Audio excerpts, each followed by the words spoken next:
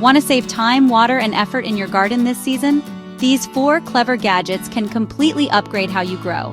Stick around because number 3 can literally cut your watering in half. Do not forget to hit that subscribe button if you are into smart, sustainable gardening solutions. Guessing when to water? That is a recipe for overwatering and root rot. A soil moisture meter gives you a direct readout, usually on a scale from dry to wet, so you know exactly when your plants need water.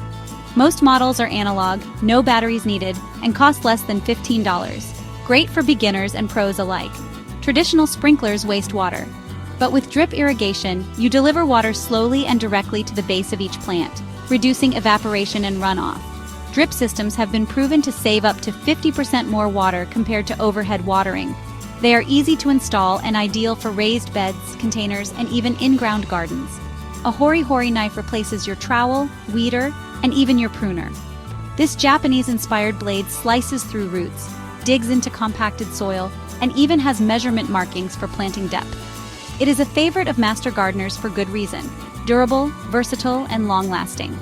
Want a smart garden?